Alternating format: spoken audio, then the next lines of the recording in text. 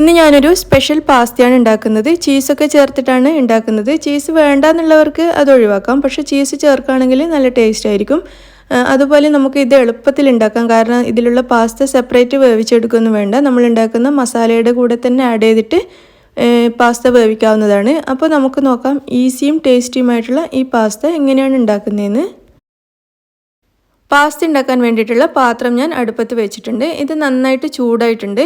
ഇതിലേക്ക് ഒരു 3 table spoon vegetable oil ഞാൻ ചേർത്തിട്ടുണ്ട്. വെളിച്ചെണ്ണ ചേർക്കേണ്ട, ടേസ്റ്റ് ഉണ്ടാവില്ല. വേറെ ഏതെങ്കിലും ഓയിൽ ചേർത്ത് കൊടുക്കുന്നതായിരിക്കും നല്ലത്. ഇതിലേക്ക് 1.5 ടീസ്പൂൺ വെളുത്തുള്ളി ചെറുതായിട്ട് അരിഞ്ഞത് ചേർത്തിട്ടുണ്ട്. ഇത് നന്നായിട്ടൊന്ന് വഴറ്റിയെടുക്കാം. വെളുത്തുള്ളിയുടെ കളർ മാറിയിട്ട് ചെറിയൊരു ഗോൾഡൻ കളറാകുന്നത് വരെ വഴറ്റുക.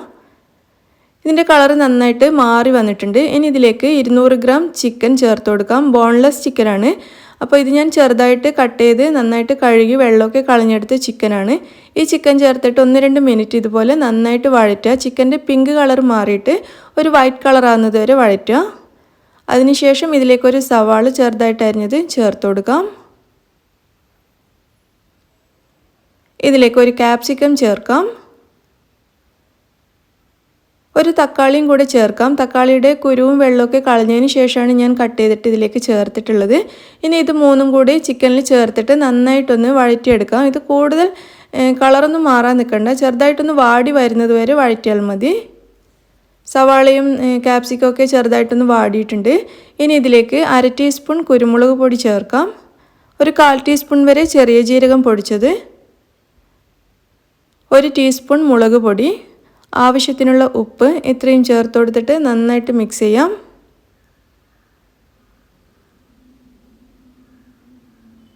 പൊടികളൊക്കെ ചേർത്തിട്ട് 1 മിനിറ്റ് വരെ നന്നായിട്ടൊന്ന് വഴറ്റിയെടുക്കാം. പൊടികളുടെ പച്ചമണമൊക്കെ മാറിയിട്ടുണ്ട്. ഈ സമയത്ത് നമുക്കിതിലേക്ക് 4 കപ്പ് പാല് ചേർത്ത് കൊടുക്കാം. സാധാരണ പശുവിൻ പാലാണ്. 4 കപ്പാണ് ചേർത്തിരിക്കുന്നത്. 250 മില്ലി അളവിൽ 4 കപ്പ് പശുവിൻ പാൽ ഇതിലേക്ക് ചേർത്തിട്ടുണ്ട്. പാല് ചേർത്തിട്ട് നന്നായിട്ട് മിക്സ് ചെയ്തെടുക്കാം.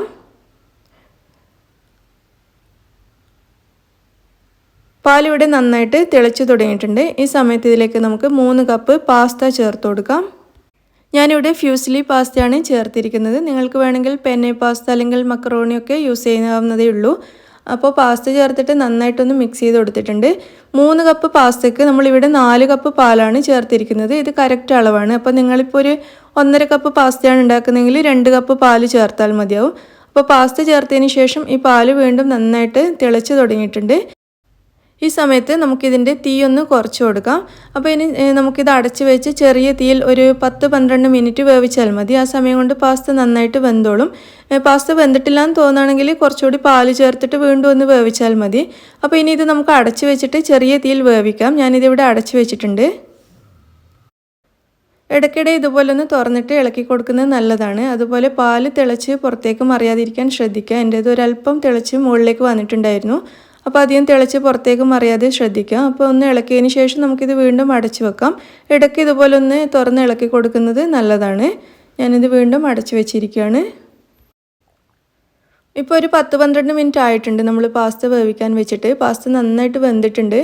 നന്നായിട്ടൊന്ന് ഇളക്കി കൊടുക്കാം. അതിനുശേഷം നമുക്കിതിലേക്ക് കുറച്ച് ബ്ലാക്ക് ഒലീവ്സ് ചേർത്ത് കൊടുക്കാം.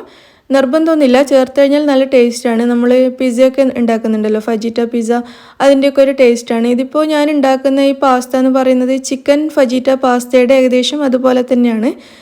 നല്ല ടേസ്റ്റാണ്. അപ്പോൾ ഇനി നമുക്കിതിലേക്ക് ചേർത്ത് കൊടുക്കേണ്ടത് ചീസാണ്. ഞാനിവിടെ ഏകദേശം 1.5 കപ്പ് ചീസ് എടുത്തിട്ടുണ്ട്. മൊസറല്ല ചീസും ചെഡാർ ചീസും രണ്ടും മിക്സ് ചെയ്തിട്ടാണ് എടുത്തിരിക്കുന്നത്. നിങ്ങളുടെ കയ്യിൽ ഏതെങ്കിലും ഒരെണ്ണം മാത്രമേ ഉള്ളെങ്കിൽ അത് ചേർത്താൽ മതി. രണ്ടും കൂടെ വേണമെന്ന് നിർബന്ധമൊന്നുമില്ല. ഏതെങ്കിലും ഒരെണ്ണം മാത്രമേ ഉള്ളെങ്കിൽ ഒരെണ്ണം മാത്രം ചേർക്കാം. ഇനി ചീസ് വേണ്ടാന്നുള്ളവർക്ക് ചീസ് ഒഴിവാക്കിയിട്ടും ഇത് ഉണ്ടാക്കാം.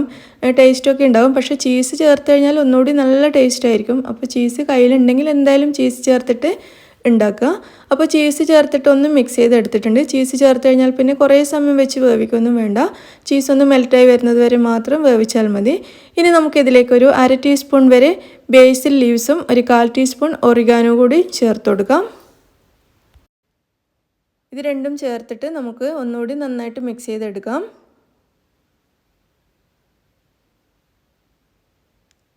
അങ്ങനെ നമ്മുടെ പാസ്ത ഇവിടെ റെഡി ആയിട്ടുണ്ട്. ഇത് നമുക്കിനി അടുപ്പത്തുനിന്ന് മാറ്റാം. നമ്മുടെ നല്ല ടേസ്റ്റി പാസ്ത ഇവിടെ റെഡി ആയി കഴിഞ്ഞു. ഞാനിതൊരു ബൗളിലേക്ക് മാറ്റുകയാണ്.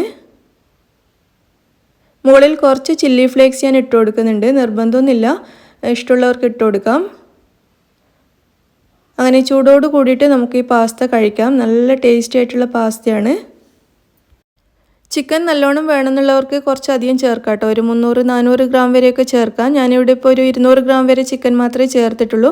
അപ്പോൾ നിങ്ങളെല്ലാവരും ഈ സ്പെഷ്യൽ ചിക്കൻ പാസ്ത ഒന്ന് ഉണ്ടാക്കി നോക്കിയിട്ട് അഭിപ്രായം അറിയിക്കുക. നിങ്ങൾക്ക് എന്തായാലും ഇഷ്ടമാവുമെന്ന് ഞാൻ വിചാരിക്കുന്നു.